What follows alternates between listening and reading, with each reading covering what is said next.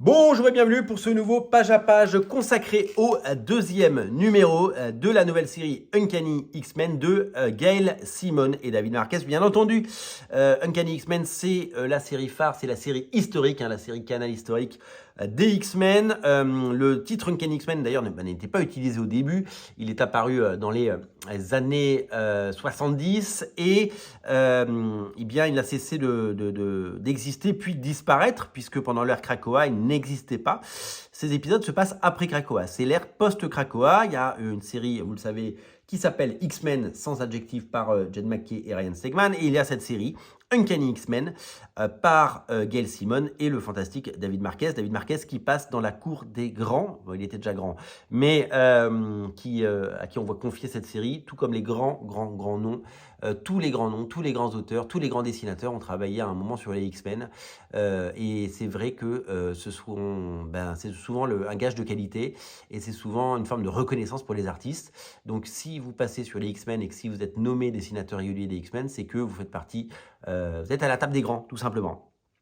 Couverture assez mystérieuse et qui pose la question: qui sont les Outliners?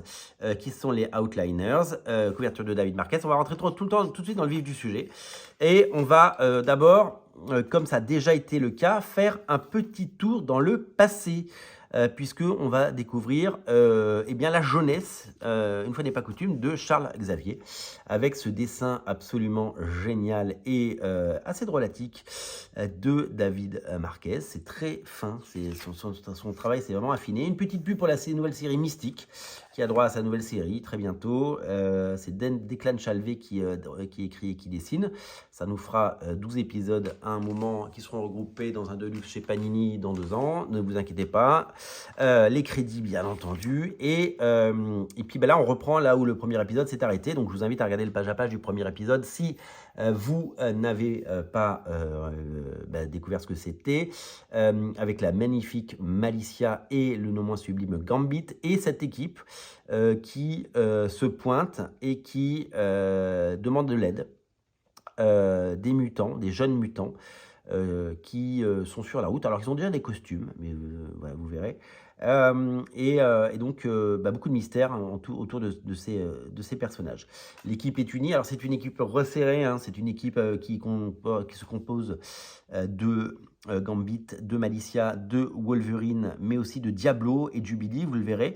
Donc, petite tension au début, donc petite bagarre, qui dit rencontre de personnages, c'est-à-dire que c'est la bagarre.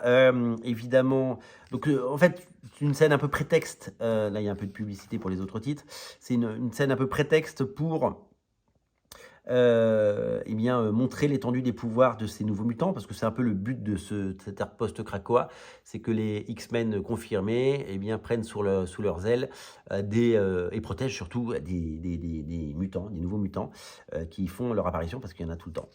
Pendant ce temps, dans la maison du professeur Xavier, il se passe des choses. Petit retour également flashback sur la jeunesse du professeur Xavier, le personnage de Sirène absolument magnifiquement dessiné par David Marquez que vous connaissez.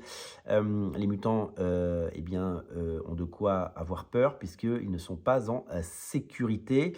Donc les X-Men, comme ils ont du métier, ils ont de la bouteille, ils calment les petits jeunes. Donc du coup, voilà, ils sont à terre, ils ont gagné, on vous a montré qui étaient les patrons. Et maintenant, Jubilee arrive pour faire un petit feu d'artifice.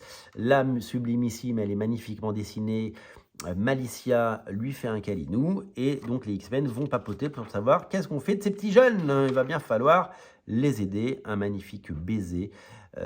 Est-ce que Gambit et Malicia ont déjà été aussi bien dessinés? Je ne le sais pas. Mais en tout cas, ça fait chaud au cœur. Donc, ils ont déjà des noms de... de code et donc on va pouvoir découvrir évidemment le destin de ces jeunes mutants sous l'aile de nos mutants préférés. Et donc, en tant que leader charismatique, Rogue nous dit que ils sont les X-Men, et donc qui dit X-Men dit grand pouvoir et grande responsabilité. Ah non, ça c'est Spider-Man, mais bon, c'est un peu pareil. Petit phone call entre Malicia et Cyclope. qui fait écho à une scène qu'il y avait dans la série X-Men.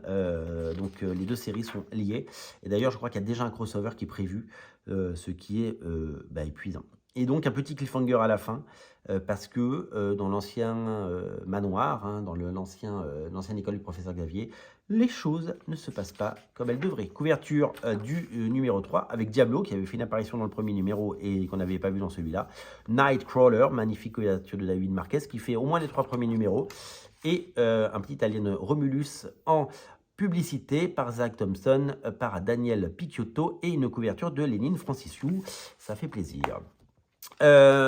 Un comics haut de gamme, un comics bien produit, un comics que je prends un vrai plaisir à lire. C'est magnifiquement illustré par David Marquez. Je trouve que Gail Simone fait un travail merveilleux. Si je devais choisir entre la série X-Men de Jed MacKay et celle d'Uncanny X-Men, pour le moment, c'est Uncanny X-Men qui remporte la timbale. C'est vraiment, vraiment chouette. C'est vraiment qualitatif. C'est vraiment bien produit. C'est vraiment une série très agréable.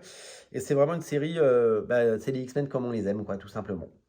Donc, une série à découvrir évidemment très prochainement en version française, fait janvier 2025, le lancement du nouveau magazine X-Men en softcover avec toutes ces séries qu'il ne faudra absolument pas rater. Et bien entendu, de l'autre côté, vous allez avoir droit à l'ensemble de ces séries et toutes les séries périphériques, hein, que ce soit Exceptional X-Men, Wolverine, X-Factor, X-Force, etc., etc.